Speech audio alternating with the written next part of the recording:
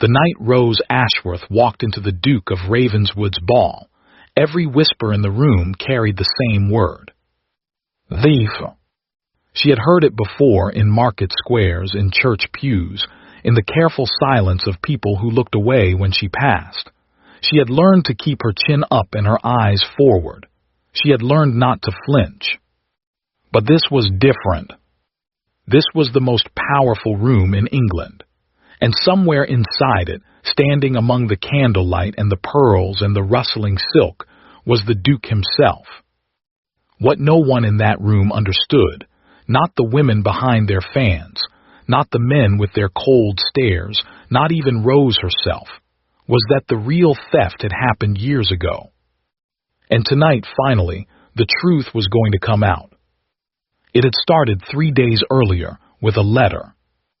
Rose had found it by accident. She had been in the hallway of the cramped Ashworth house, a house that had once been grand, that still had high ceilings and wide windows, but now felt like a coat 2 sizes too small, when she heard her stepmother's voice coming from the parlor. Lady Vivienne was speaking quietly. That alone was unusual. Vivienne was not a quiet woman. She was silk and sharp edges, always filling a room with her perfume and her opinions. When she spoke quietly, it meant something was wrong. Rose had stopped walking. It came addressed to her, Vivienne was saying, which makes no sense whatsoever.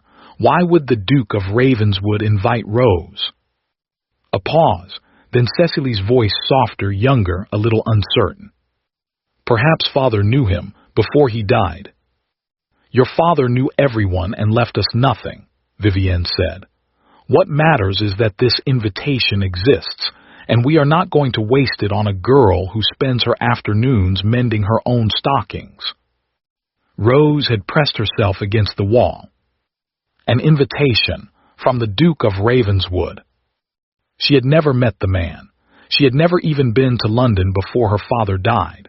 The Ashworth family had lived quietly in the country, and after the funeral they had lived even more quietly, because Vivienne had made sure of it. Slowly, carefully, piece by piece, everything that had belonged to Rose's father had been absorbed into Vivienne's household. The silver, the horses, the small collection of jewelry that Rose's mother had left behind. Rose had not fought it. She had not known how. But this was something else. She waited until the parlor was empty. Then she walked in, opened the writing desk drawer where Vivienne kept everything she wanted to disappear, and took the letter. It was cream-colored, heavy paper. The seal had already been broken. Inside, in clean, dark ink. Miss Rose Ashworth is cordially invited to attend the autumn ball at Ravenswood House, London.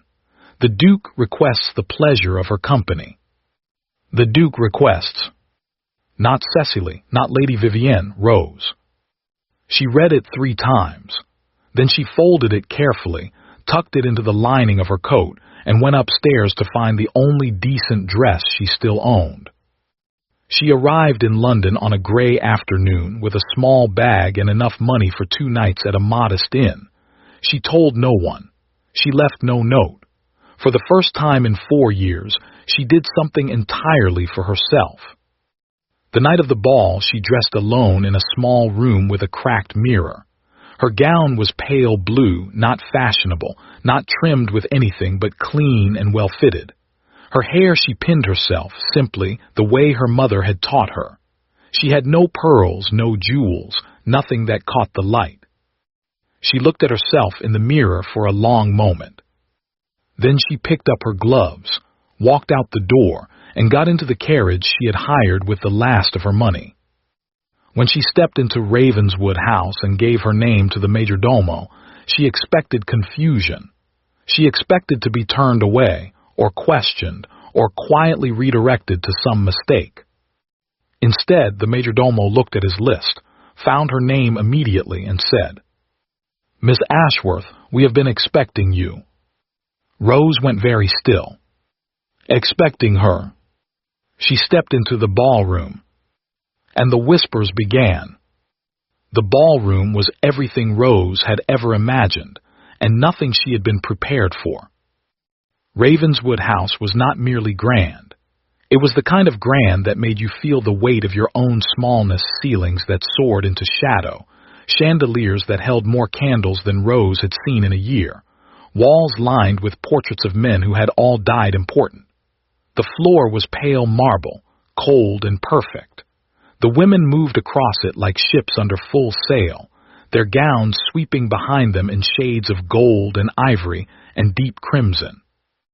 Rose stood at the entrance in her pale blue dress and felt every single eye in the room find her at once. She had expected to be invisible. She had not expected this. The whispers started at the edges and moved inward, fast and quiet, the way fire moves through dry grass. She could not hear the words, not yet, but she did not need to. She had heard that particular sound before. The sound of a room deciding something about you before you have taken a single step. She lifted her chin. She walked forward. It was then that she saw Vivienne. Her stepmother was standing near the far wall beside Cecily, dressed in deep green silk, a diamond brooch at her throat that Rose recognized immediately. It had belonged to Rose's mother. Rose had last seen it in her mother's jewelry box, the morning after her father's funeral, before Vivienne had quietly moved everything into her own rooms. Vivienne saw Rose at the exact same moment. The color drained from her face. Not surprise, not confusion. Fear. Rose filed that away carefully and kept walking. She took a glass of lemonade from a passing tray because her hands needed something to hold. She stood near a window and tried to look as though she belonged, as though she attended balls in London regularly, as though her heart was not beating entirely too fast inside her chest. It was from that position that she first saw the Duke. James Mercer, Duke of Ravenswood, was not what she had expected. She had imagined someone older, colder, the kind of man who existed in portraits and legal documents and nowhere else. But he was perhaps 35, dark-haired, with the kind of stillness about him that powerful men sometimes had. Not arrogance, exactly. More like a man who had long ago stopped needing to prove anything to anyone. He was standing with a small group near the center of the room, speaking quietly to another gentleman, when he looked up. And he looked directly at Rose. Not in the way the others had looked at her, not with that cool, measuring social glance that dismissed and categorized in a single second. He looked at her the way a man looks at something he has been searching for and has finally found. Rose felt the hair rise on the back of her neck. She looked away first. She was not sure why. Behind her, she heard the sound of silk moving quickly across marble. Then Vivienne's perfume reached her, roses and something sharper underneath, and her stepmother was suddenly at her elbow, her voice low and furious and perfectly controlled. "What are you doing here?" It was not a question. "I was invited," Rose said quietly. "That invitation was not for you to use. It had my name on it."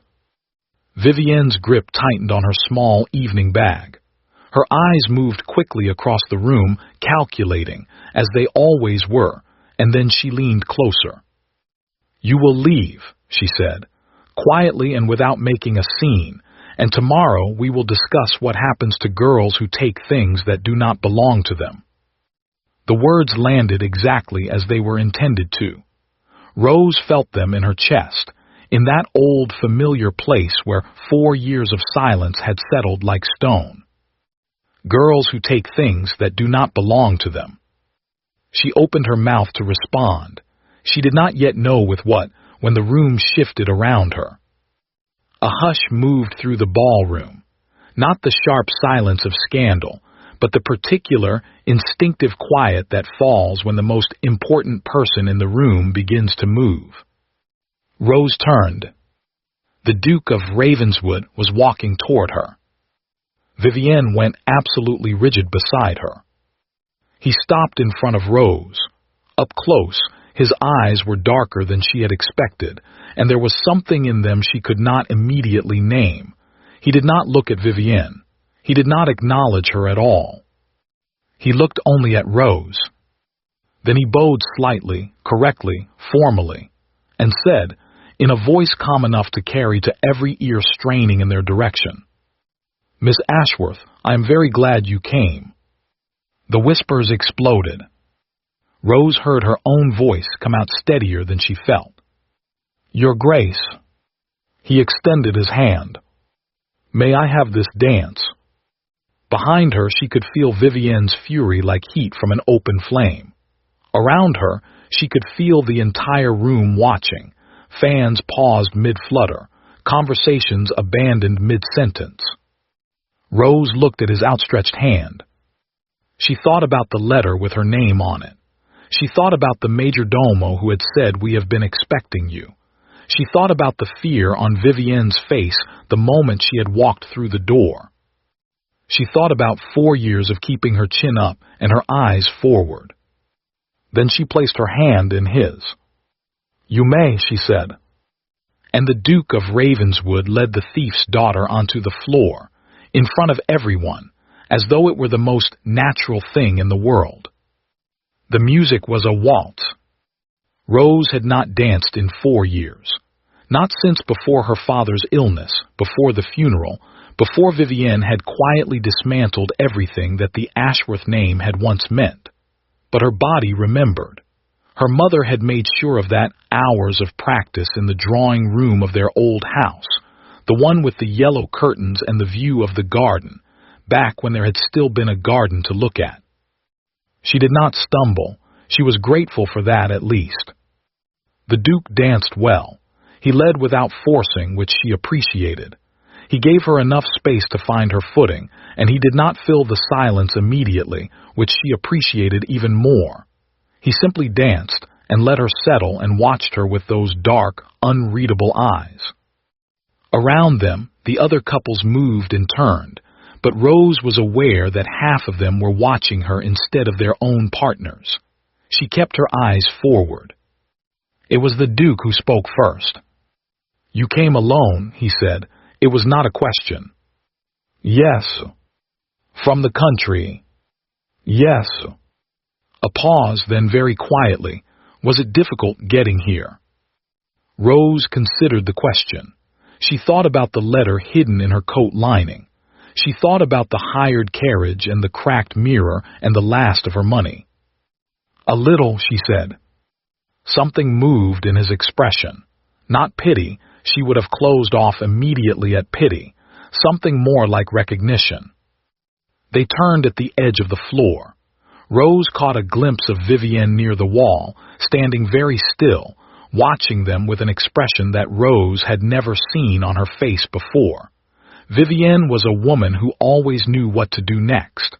At this moment, she appeared to have no idea. Good, Rose thought, and then felt guilty for thinking it. The Duke spoke again, lower this time. "Lady Vivienne has been speaking to several guests this evening, before you arrived and since." Rose's stomach tightened. "About me?" "Yes." "What did she say?" He was quiet for a moment, not evasive, more as though he was choosing his words with some care. "That some years ago, a piece of jewelry went missing from the Ashworth household, a ruby brooch, that you were the only one with access to it, that your father, in his grief over your mother's death, refused to believe it of you, but that the brooch was never found." Rose heard the words as though from a distance. She had not known about the brooch specifically. She had known that Vivienne had told people things. She had seen it in their faces, in the way certain families in the village had stopped including her, in the way invitations had quietly ceased arriving. But she had never known exactly what story Vivienne had built. She had been too busy surviving inside it to examine its shape from the outside. A ruby brooch. She almost laughed. It was so specific, so carefully chosen. A missing jewel, an absent father too heartbroken to press charges, a stepdaughter with no one to speak for her. It was, she had to admit, an elegant lie. "Miss Ashworth," the Duke's voice was careful, precise, "did you take it?"